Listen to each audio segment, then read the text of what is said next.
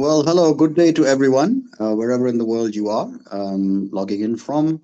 And welcome to ETOA's webinar on entering the India market and case studies from people who have done this with great success.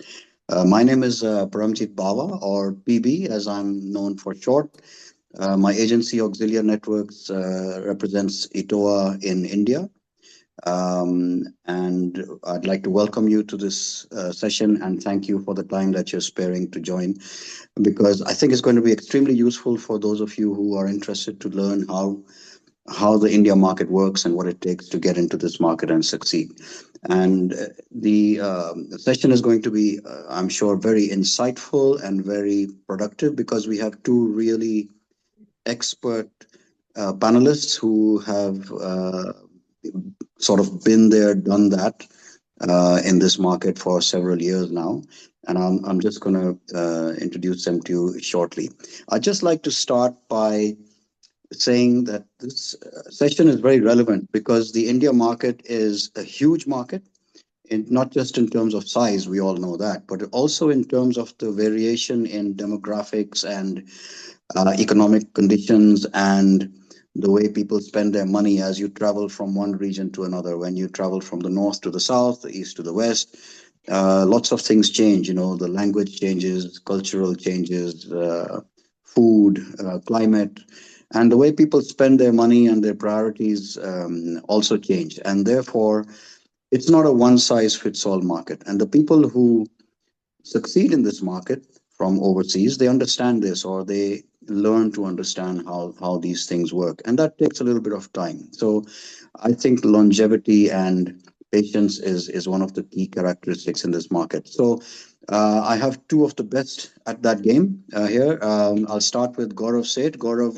is with Merlin Entertainments, the globally iconic company that runs some of the most popular brands in the world, like Madame Tussauds and Legoland and aquariums in so many cities around the world. And Anne Wilson, I'm sure for many of you needs no introduction. She's a UK and European travel industry legend. She's with Historic Royal Palaces. So what I'm going to do is ask each of you to give a little introduction about your organization and your role in it. Just 1 minute each, starting with Anne, please. Thank you. Okay, thank you very much for this opportunity. It's great to see you again, PB. So Historic Royal Palaces, we're an independent charity that is responsible for 6 of the Royal Palaces, 5 in London, and also 1 in Belfast, Northern Ireland. And obviously we're major tourist attractions for multitude of markets coming into London predominantly, especially the Tower of London. And we certainly sought the markets that we're interested in, because whilst we have visitors from every country around the world at the Tower of London, clearly we cannot focus on marketing to every single one of them. So we choose the most relevant and the most likely to get a return. And India has grown and grown and grown for us. And as my role of head of sales, it's one that I've been working on personally for many, many years, too many to mention. And it is reaping the rewards now. Right. Yes. That's quite plain to see for anyone who knows what you're doing in India. Gaurav, Merlin has been in the market for a long time, many years. So, what has your role been? And which are you marketing all your attractions, or just the ones that you think are relevant for this market? Okay. Hi, PB. Hi. Thank you to the team for inviting us to be here. So my name is Gaurav Seth. I head trade sales for Merlin Entertainments in India. As PB mentioned, Merlin is a global attraction-based company. We've got about 140 attractions spread across 25 countries. Obviously, me and my team get more Indians to visit these attractions across the globe. To answer your question, PB, we've chosen a select few where we know Indians would visit these places and come back happy. So while we've got 100 plus, 140 plus attractions, it's a mix of what is working, what will work. So it's a decision we take internally. In terms of, I think, our stakeholders, obviously, and we'll talk about this a little more, but we work with tour operators in India. We work with the DMC partners in India. We also work with the tourism board. So each of them add some bit to what we do. Just a quick understanding, before I joined Merlin, so it's been a 6-year journey with Merlin for me. Before that, I was with Thomas Cook. So I got a lot of insights into how Indian customers travel. I was with Thomas Cook about 17 years in different roles. So I think that experience is helping me now to build on how what Indians want and how can we cater to that.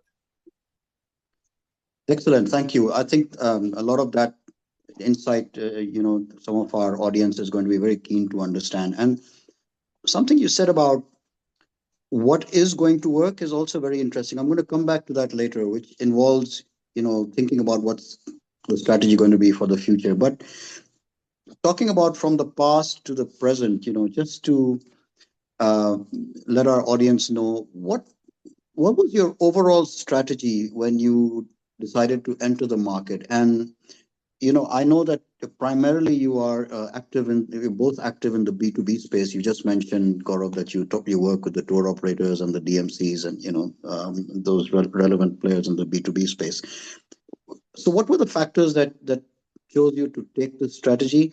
And did you ever consider working in the B2C space as well? Because obviously we're a market with one of the biggest or the biggest population in the world and a huge percentage of the urban masses, they do travel.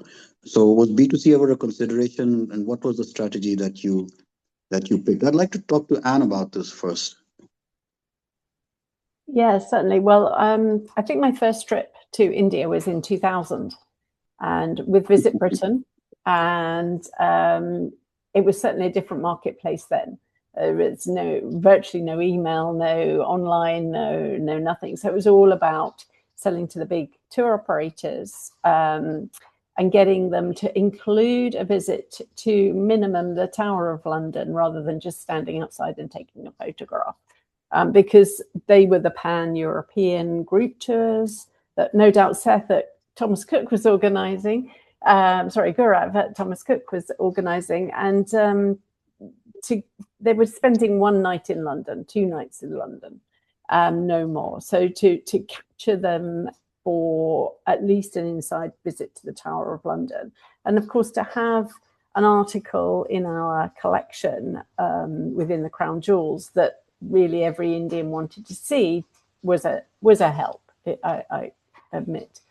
So we started there, and quickly the market developed, and quickly India developed as a source market in terms of their ability to spend, their ability to stay longer in one location, and the assistance of all the tour operators to actually understand that as well and develop the programs so that we might get 4 or 5 nights in London or a UK tour as time went by. And then, of course, with the advent of the internet and websites, and that's still growing in terms of the distribution. And yes, I only deal with the B2B side of things, but as an organization, we don't have the budgets to advertise directly B2C anywhere overseas. Done a few little projects with Visit Britain for the US and maybe France and Germany, which are key markets for us, but very minimal because it's very expensive. And so we tend to, anything that we do overseas is B2B, and that will probably continue. Right. Yeah, this is interesting. I think also perhaps the budget consideration is important, because in any case, the B2B route to market is, I think, the cheaper option and also more cost effective. It doesn't take a lot of advertising. It's basically your trade engagement and how good you are at that.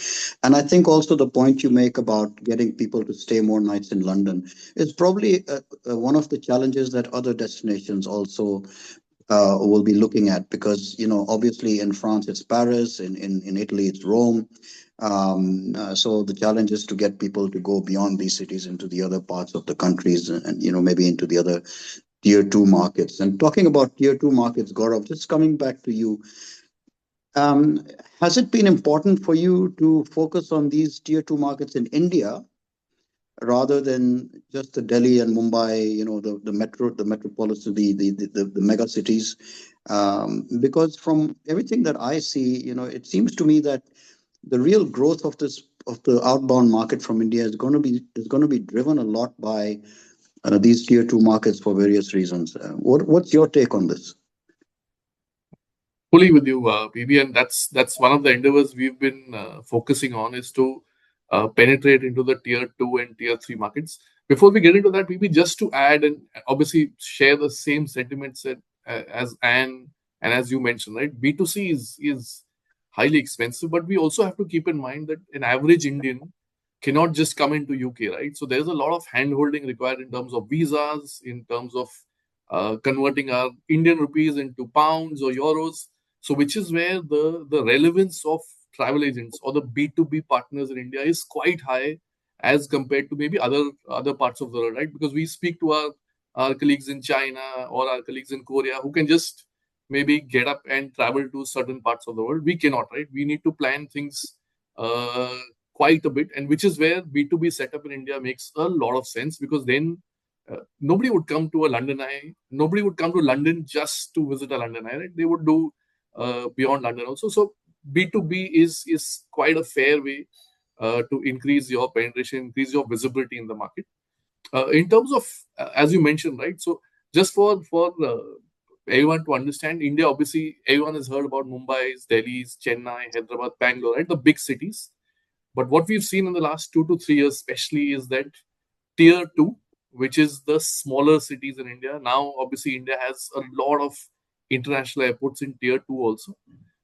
We suddenly have seen a significant growth coming from tier two markets. People have the money. With social media, I think the exposure is there in terms of where they want to travel. What is lacking maybe is the confidence, and which is where again the tour operators help them quite a bit.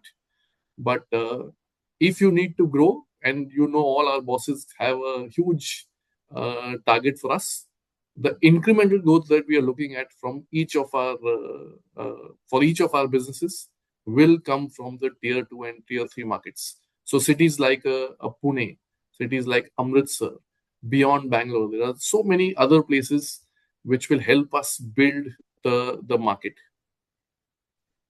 Yeah, this is a very valid point that you make, and it just ties into everything that we've seen. And in fact, Anne, when you came to India last, I took you to Jaipur, and you saw the response from the trade. And I think part of this confidence building is down to the fact that Indians, especially when it's more than just point to point travel, um, it's a multi-city itinerary going to different cities in one country or different cities in different countries. I think they really rely on that face-to-face interaction with a tour operator who can give them the confidence and say, "Listen, I've done this. It's really great. Your kids are going with you. They'll enjoy. This is what they can do. Or your parents are going with you. Then they'll be able to do this and this and this." And then they come back feeling reassured and that this is the right decision they've taken. So, yeah, I think tier two markets, and as you said, accessibility, the air connectivity, rising disposable incomes are playing a major part in the growth of the tier two markets from India. So I think for anyone watching, I think the secret is if you are not focusing at least part of your strategy on engaging with the trade in the tier two markets, then I think you're missing a trick. And I think both my panelists agree on that. But I just want to come down to a little bit more on you both, obviously Merlin and Historic Royal Palaces have been very successful over a long period of time in this market with a long period of engagement. What are the and as you said, and the market's been changing a lot. It's changed from when you first started coming. In fact, I think it's changed since lockdown. It's a rapidly evolving market, a rapidly changing market. How do you keep yourselves abreast about market developments and updates, within your network? And what methods do you use to do your research on trends and demands? And when I'm talking about trends and demands, have you noticed any significant changes in these trends and demands over the last, especially since lockdown? I'll start with you, Gaurav. 100% review, right? Post-COVID, I think the Indian travelers have changed. I think pre-COVID, we were still uh, saving money for future. I think post-COVID, people are happy to spend. I think the younger generation is happy to spend. And which is where we've seen a high rise, a steep rise, in fact, in terms of FITs. You would see culturally, India was a very tour operator slash travel agent oriented uh, setup. But now suddenly you will see so many OTAs coming in, right? The OTA culture in India is really picking up. In terms of information, right? So PB, in my role at Merlin, I would break this into two. So I would break this into two stakeholders that we work with, right? One obviously are the Indian partners. So we always keep in touch with at least the big boys in terms of what's happening within the Merlin ecosystem. What are the things that we're doing for the India market? Taking feedback from them. What is troubling them? What are the expectations that they have from an attraction company? What are their challenges, right? So just from a European perspective, especially maybe and from a UK perspective also, visas. Thankfully now I think we are much better off. But in the last few years, visas were a big challenge, right? So how do we, as an attraction, I'll give you an example. How can we help an operator when they are facing visa challenges? So typically, the series groups used to have 2 or 3 nights in London, and they then go onwards to the Schengen countries. So most of the times, the visa used to come last minute. Day one used to become day two of the itinerary. Day one normally was London Eye. So how could we help them maybe shift unutilized tickets or reutilize these tickets on day two of the itinerary? So smaller things like these. How can we then pass on the information that we get from our in-market stakeholders to our partners in different parts of the world? Challenges, I'll give you maybe more challenges that we face in the market, right? Rate of exchange Yeah. for India. I think if you see both euro and pound have gone up by almost 20 odd percent in 1 year, right? So if my team is aligned with what's happening in India, it helps them to understand and maybe design things accordingly. So it's a mix of both handling partners in India as well as giving feedback to our teams in different parts of the world. Within India, obviously, knowledge collection, obviously, we rely a lot on the tourism boards, their trends. We do a lot of shows. So just about last week, we were together at OTM, which is the Outbound Travel Mart. Just about in 10 days' time, we would be starting another big trade event in India called SATE. So I think in-market presence and keeping your ears and eyes open helps. I think if anybody hasn't still subscribed to all these travel dailies which come in, I think you should do that. Most of it is on WhatsApp, so it's easy. But I think these things just help you to be abreast with what's happening in the market. What are the trends? Maybe what is our competition doing? That gives us an idea of how can we change things. Just being glued on to what's happening in India is a little important. And what about, what would you say has been the role of the trade associations in India or the tourism boards in the work that you Uh, do? so very active, obviously. In again, depending on the focus that each tourism board has on India, I think tourism boards have become. In fact, I would say they've over pampered the Indian uh, tour operators and agents in India. I think we can, and by over pampering, I mean they've spent quite a bit, which obviously puts a lot of pressure on us as attractions to support them. But I think if you look at and honestly, OTM was a clear indication of how India is being focused. We had about, I think, 50 plus tourism boards from across the world who participated. That just shows, PB, of how important the market is, and people want to obviously be here, see the market, understand what it needs, and hopefully cater to the market. But both, I think, if you see, my only grudge is that I think now there are too many shows happening. I think the relevance of tourism board of events is reducing a bit. But both tourism boards and organizations, tourism organizations are helping us to create more opportunity for the India market. I think what I've seen is that, yes, these tourism shows like OTM and SATE, these are the ones which people know about. But here I'm just linking what you're telling me now to the point we made about the tier 2 markets. Most of these shows are held in the big urban cities like, Delhi or Mumbai or Bangalore. Do you think that the tourism boards are going into the tier 2 markets as well? Because my impression is that, a lot of the focus is again on the big cities. What's your take? Do you think they are engaging with the tier 2 and tier 3 markets, because that will help your strategy as well? And if they're not doing that, then then there is a lacuna there. Agree. So again, it's a question of supply, right? So if you look at the short haul tourism boards, countries like Singapore, Malaysia, Thailand, in fact, they've been to tier 2 maybe 3 or 4 years back already. So, and if you see, so what obviously Singapore tourism does attend either a SATE or a OTM, but they do their own road shows also. So does Malaysia, so does Thailand, Hong Kong. All these guys have already been to tier 2 cities in the last 3 to 4 years post-COVID. Visit Britain has tried, or maybe from a Europe perspective, obviously France, Switzerland have tried a bit, but I'm sure there is equal and more opportunity for them to go into tier 2. I think what holds them back is that maybe from those cities, there are no direct flights. So they still are sticking to places where there is a direct flight, whereas the Southeast Asian tourism boards, because there are multiple flights from tier 2 cities to a Singapore, to a Dubai, to a Bangkok, I think that's where they've jumped into this a little earlier, faster. Right.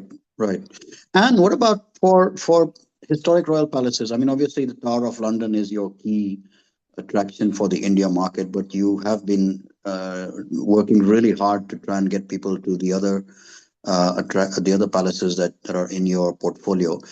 Are you seeing, just sticking with this topic about the tier 2 cities, are you seeing more Indian origin visitors to some of your attractions coming from beyond Delhi, Mumbai, Bangalore over the past few years, or is it still primarily, the crown jewels is a Delhi and Mumbai attraction primarily? Is that the case? Oh, I wish we could be that detailed in our research as to where people are coming from. And the fact that I know roughly how many people from India visit us is great.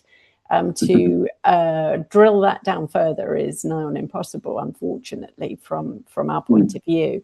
I think, as you say, the Tower of London was really my first step into the market, because with the crown jewels, it was a well-known site, and there was something there that every Indian understood. From the perspective of Hampton Court Palace and Kensington Palace, there are a lot of links. They're a little hidden.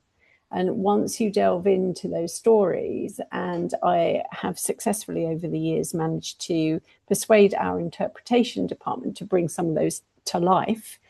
For example, the Indian soldiers at Hampton Court Palace, and this year with the last princesses of Punjab at Kensington Palace. So, but I was, really grateful for your insight to tell me, oh, well, people down south will not know who those people are.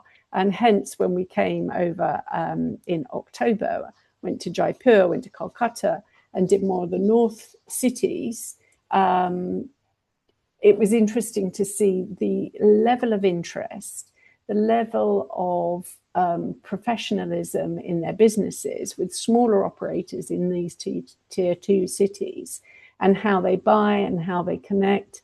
Jaipur was interesting because it's literally an Etihad flight, a couple of hours, and then on to London. So, there are those connectivities in place, which will open up these markets to have specific attractions that will appeal to these markets. And I think, in developing them, the luxury end of the market is growing. The incentive market is growing. We've done very well on some large incentive groups, and they're totally different to what we get from North America. We have to handle them differently. And it might be that 900 people want to come and visit at 11 o'clock on a Saturday morning. Not ideal, but we can work with the DMCs to make it happen, to make it work, to give them a little bit of a special experience. So these different sectors of the market are appearing, and whilst they might start within the tier 1 big metro cities, they fan out across the country as well to the tier 2, tier 3 cities. Right. Yeah. Very interesting. So what I'm taking away from this is the fact that if there is some way to show a connection to something Indian, that helps. But then again, the challenge is that India is such a, like I said, it's a big market with so many different kinds of demographics at play, that something that's relevant in India to someone in the north may not be relevant to someone in the south, and vice versa. So that's still a challenge. And I totally appreciate that there will be some markets and some products and attractions in which there is no possibility to have an Indian connection. So for example, an operator of canal cruises in the Netherlands, coming into the India market, he'll struggle to see if there's any kind of connection that he can make with something Indian. But yeah, you're right. If you're able to establish some sort of link or something, then that can help as well. So Anne, I'm going to stick with you for a bit. Since you've been coming to this market, from the time that you first came and first started engaging with the market, how long did it take you before you really started seeing some results, and where you started feeling that the ROI that you were, the investment that you were making in India, coming every year and doing this trade engagement, before it started showing real, positive results for you or meaningful results for you? Was it a long gap, or did you start seeing results fairly quickly? What was your experience? I think, bearing in mind it was such a long time ago and the market was completely different. So if I was entering the market today, people don't have so much patience maybe, and everything is so immediate with the internet that things would move faster today than they did back in the early 2000s. So the first way to get into that market was very much with the main operators like the Thomas Cooks, Cox and Kings back in the day. And if you could get an inclusion in one or two of their series, that immediately you had the numbers. They were moving fairly big numbers at that time even. The whole prospect for an Indian consumer to book a pan-European trip was different, because I think the aspiration was different. The challenges of visas were harder in those days than it is today. So back in my day, I saw quite a good take up, because if you got into a couple of series, then you did see the volume. I think now there's much more choice, there's much more flexibility, there's much more down to the individual's choice as to whether they're booking online, whether they're booking up to a package, whether they're luxury and creating their own with their travel advisor. So it's far more almost fragmented, but in a good way, because you have got and you can then choose which area perhaps you want to focus on. So if you were a canal tour in Holland and you didn't have an Indian story to get your foot in the door, so to speak, then go for the luxury, provide something really experiential and tackle it that way, because it might be a higher price point that gives you a return quicker than a coach of 50 every week. Yeah. Interesting. Yeah, you're absolutely right. Gaurav, just linking into what Anne was saying there. So obviously the products that Merlin handles are different, in their nature. Anne's 6 palaces are more of kind of a niche segment. They're all to do with history and tradition and all of that. But your products are much more contemporary, and so I would think that Merlin would have had more immediate success because of the popularity of brands like Madame Tussauds overseas. I think that would have been a major, those kind of things would have been a major factor. But, was it a similar thing for you? Did you find immediate pickup for the appeal of Madame Tussauds or Legoland or any of your other major attractions in the India market, or was it a challenge, or did it take you a lot of effort to get the message through to the trade so that they could start pushing it to their customers? So maybe obviously it's very easy to Indianize a Madame Tussauds. Right? Getting more Indian celebrities obviously helps us to win the India market. And again, coming back to your point, Shah Rukh Khan doesn't equal to India, right? So that's one of the things I have been training my teams, that getting a Shah Rukh Khan doesn't mean you will get Indians to visit, right? Because Shah Rukh Khan appeals to maybe the western and northern part of India. Getting more South stars also helps, right? So again, it's been a journey. But what I mentioned when I started, right? So beyond the basics is what has taken time. So I'll give you an example from a UK perspective. So obviously UK, we've got about 30 plus attractions. London Eye and Madame Tussauds have been iconic. They've been a part of the Merlin story from India always. But how do we get more Indians to visit beyond London or maybe beyond these two attractions was a challenge. And you spoke about not everyone has the India connect, right? So which is where we try and do smaller things which help create the connect. So just to give you an example, right? And I'm not a tea drinker, but if you are, you will relate to this. But Indian masala tea served at a Warwick Castle maybe Yeah. can get that Indian touch for the groups to visit, right? So a basic welcome branding to say namaste and welcome. I think these smaller things is what we tried to do where we did not have something Indian for Indians to relate to. Having Indian staff doing some Diwali celebrations. These are smaller things that we've tried to teach our teams across the globe, not only in UK and Europe, just to excite the market. Obviously, then it gives me a talk point when I am talking to partners in India.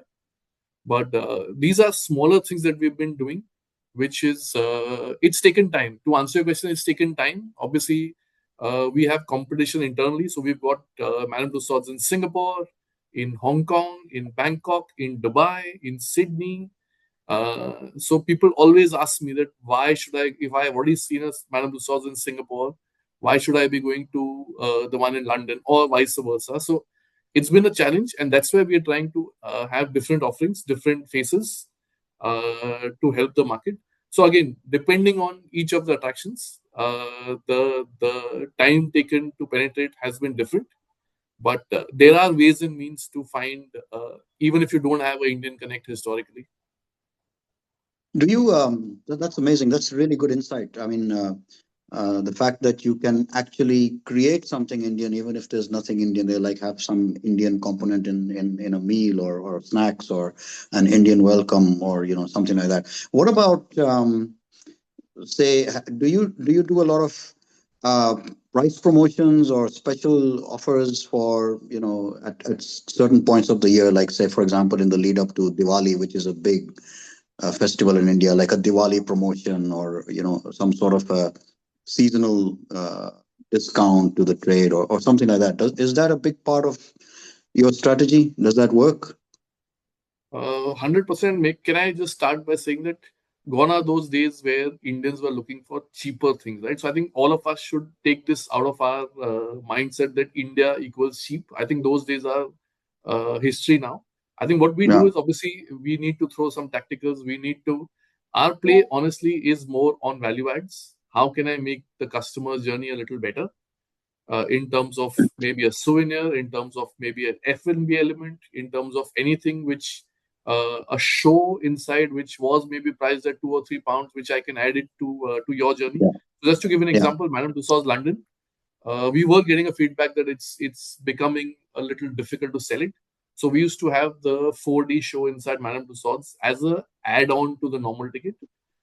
In the last 2 years, we've got it as a part of the ticket. So rather than going into the discounting bit, how can I make the customer journey by adding more value to the experience is what we are focusing on. So today we all do a lot of OTA campaigns, and the way we promote is to say buy 2 adult tickets and maybe get the child ticket free. So something on those lines is where we try and push, but not by saying get 50% off. I think that's not fair, and that's not what maybe the partners in India are looking for. They are looking for something which will add value to the customer's journey. Yeah, I think that's a valid point you make. The Indian traveler is no longer looking for the best price. He's looking for the best value. And it's important for anyone trying to get into this market to realize this, that, you may have something expensive in comparison to some of your competition, but if you're offering something which is of better quality or better value, then you do have a better than even chance of striking a chord with the Indian consumer.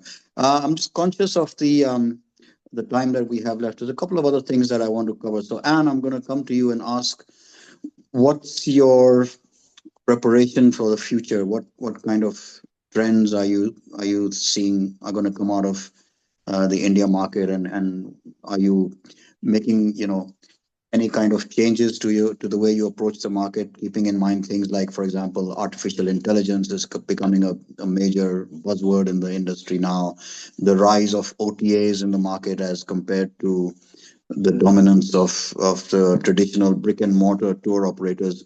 So these are all changes which are coming into the market slowly. So how is Historic Royal Palaces gearing up for these?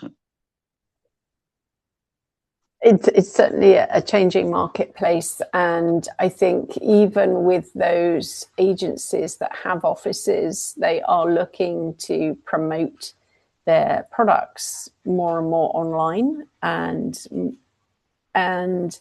in their own businesses, it's generational. So you see the son and the daughter coming into the business, and of course they're far more savvy even than I am of working with these new tools, the AI. They are great with putting posts up on all the channels, which of course was totally nothing that happened in the past like that.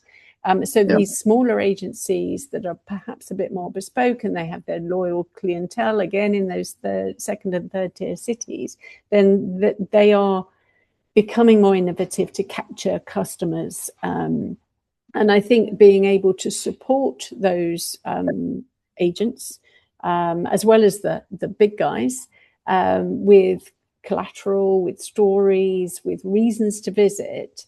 And, as Gaurav said, it's not about discounting. If there's any sort of added value or particular event, then using these times to just sort of put your head above the parapet again and wave and say, come on, now's the time to come, helps them. And that, whilst there's lots and lots of them, there are some that are showing they're very good at that. So that's an interesting trend. And with the OTAs, I think from our point of view, it's being connected to the right people to give the distribution. There are so many of them. Back in the day, it was like, oh, we don't want all these tour operators. Now it's a bit, oh, we don't want all these distributors, because it's just the same done in a different way. So I suppose with a slightly different end result. But making sure you're connected, available, you pay a commission, or there is a commission element that is built in, that they can earn something because they won't sell you for nothing. And just keeping up through the likes of you, PB, and Visit Britain from my side, and ETOA with the latest trends. And I get lots of subscribed e-newsletters every day that I scan through, but I do pick up some good tips and good things that are happening in the marketplace. Okay, so make use of platforms that have access to the market and get information and pass it on. What about Merlin, Gaurav? How important is technology for you in doing all of this? Are you there at the cutting edge of it? Are you using artificial intelligence to increase your capabilities to engage with the market or to, develop new innovative ways of doing things? I think it's still a journey. I think it'll take some more time because it's a B2B setup. I don't know how effectively can we use at least AI in terms of keeping. I think the partners still are a little more from a B2C perspective. They are using AI, but from a B2B perspective, I think it will take time. But what we've been, and again, I'll give you an example of how do you Indianize things, right? So obviously, we give a lot of assets to our partners to use it on their social media, print images on their brochures and all those things. Well, obviously, cost-wise, it becomes very effective for them to use. Gone are those traditional days of putting a full-page newspaper ad, right? Yeah. So how we Indianize it, and I've been having these discussions internally with a lot of my teams, is that you create a beautiful image or video of the London Eye, but can you get some Indian faces to feature in the video, right? That also really helps because there is a connect. When an Indian is seeing some Indian enjoying an experience, there is a connect Mhm. versus seeing some other nationality. So smaller things like these is what we are looking at. But to answer your question, I think it may take some time for us from a B2B perspective to use more of technology. It is still a little more traditional in terms of how we approach partners currently. And if you find some of your partners like the OTAs are actually leaping far ahead with the use of technology, then are you not worried that maybe you'll have to find ways to keep up with them because they will demand more of the kind of assets that they can use with the new technologies from you beyond maybe just the short videos for their social media, for example, or they might want some interactive stuff or something that they can which use in their. which we are, in fact, we are also getting a lot of KOLs to visit us. So partner Mhm. with the OTAs, partner with a few tour operators, and visit our attractions. Their influencers come to us. We host them, and I think that is something. Again, I would tell all the partners on this call that if you ever get any request of any influencer, in fact, even if there's a one of our Indian partners traveling, please do host them. They become your face in the market. They become your influencer in the market. Let the Indian partners see your product. I think that really has a very good impact. You may not get instant business, but at least they know the experience. They understand which customer to sell it to. But to answer your question, we are running in that direction, PB, where we are looking at supporting. In fact, we invite most of our OTA partners to visit. Most of them have very effective social media teams, so we do tell them to visit. Their local office visits us, their DMC partner visits us. So that engagement is there already, but can be better. I agree with you. It can be better. Yeah, and I think it's a learning process for everybody, and it will get better as technologies become more familiar to people. So basically, what I'm taking away from this is the importance of uh, engaging beyond the big cities, going into the tier two markets is important. I also think what you've made very clear is, if there is an opportunity to, create an Indian connection of any sort, whether it's through food or through the history or through, entertainment or the arts, one should look at it. And the other thing that becomes quite obvious to me, looking at the examples of, your organizations, is that it takes a while. Like you said many times, Gaurav, it's a work in progress. It's something that's evolving. So the Indian market also is evolving, and one requires a little bit of investment, a little bit of patience to start getting the results from here. But if you persevere like you have, and all these years, and then the results come out. So these are interesting things. We're coming to the end of our time, but just one more thing that I want to cover with both of you in turn. I'll start with you, Anne. If there was one piece of key advice that you had to give to someone who was getting into the India market for the first time, what would it be? Enjoy it. The operators are great. That's what I love about India, is the sense of optimism, the sense of enjoying what they do. So enjoy it. Be prepared to negotiate. It's part of the culture. And persevere, because if you have that connection with people, yeah, I love coming, because people will come up to me, and from somebody I've met maybe years ago, but it's about every market, isn't it? That personal connection, that relationship. It's human nature. People buy on personality, but it's very, very obvious in India that's the case. So persevere, be prepared to negotiate, and enjoy it. Yeah, we are. For those of you who are not that familiar, India, we are a nation of negotiators. We love a haggle. We love to bargain, whether it's when we're buying something from a flea market, or we're in a grocery store or something. We're always trying to get a better deal. So that's a really valid point. But always be prepared just to say no. You've reached your limit, and then stop. Exactly. Always be prepared to say no, and draw a line somewhere. But yes, enjoy it.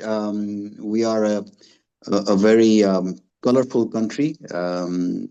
People are, as you said, optimistic. The economy is growing. The disposable income levels are going up. So, the other thing that I've seen is that these relationships that you've talked about, in my experience, these go just beyond just knowing who the person is and being in touch with them. It goes to the extent of knowing when their anniversary is, or when a birthday in the family is, and when they come to your city, take them out for dinner, or when you go to their city, they take you out for dinner. That level of relationship building, when that happens, it becomes very difficult for them not to give you business, or at least give you the first option of saying, no, you can't do that business. And they will always offer it to you because of that relationship. And I think that is something that's quite key in this market, that level of personal relationships. Gaurav, what about you? What would be the one advice you would give?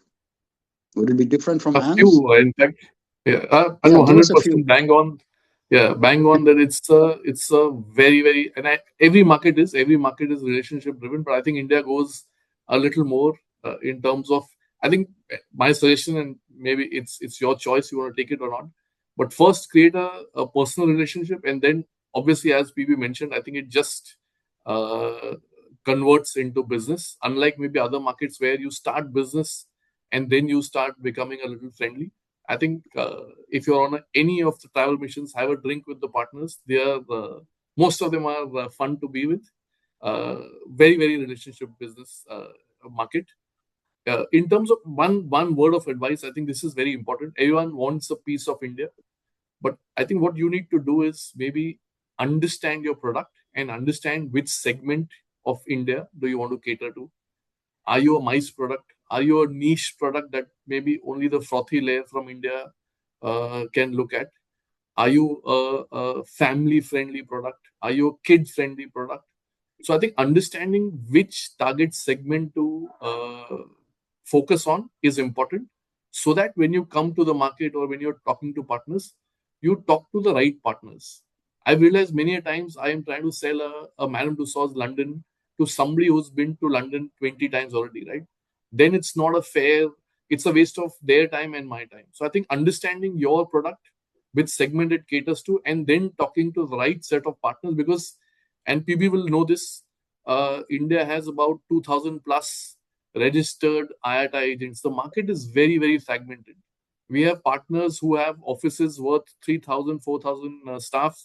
We have offices, OTA offices in tier 2 cities with 800 people sitting in, and we have people sitting at their home and running a hugely successful business.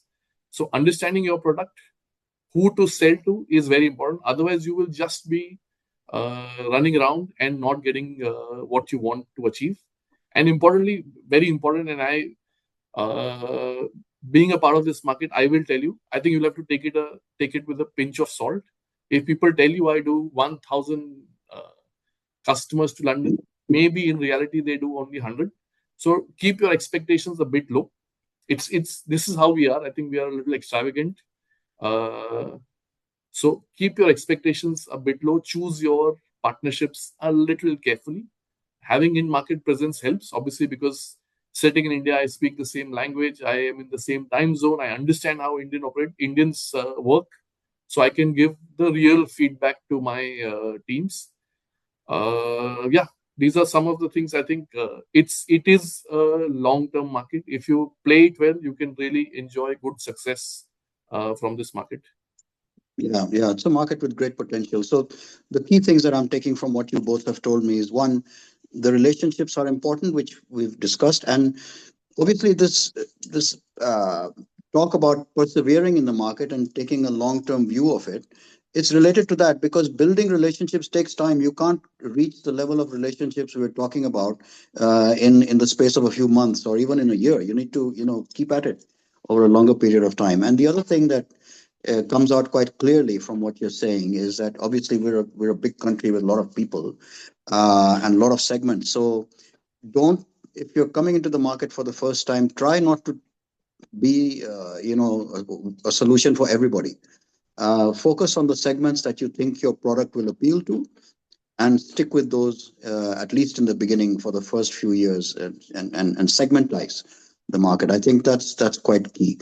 Well, with that, I think we're running out of time. I just have to say, this has been an amazing conversation. Even I have learned a lot from the two of you just listening to you in the last hour or so, and I'm sure it's been very useful for our audience as well. So thank you very much, Anne Wilson. You are such a legend.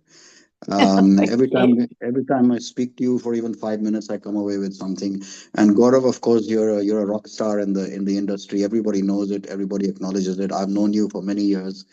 You're a great asset to the trade. Thank you very much for your time today, and thank you to everyone who's been logged on to this session. ETOA will bring you many more relevant sessions for you on this market. Thank you very much. Thank you. Yeah.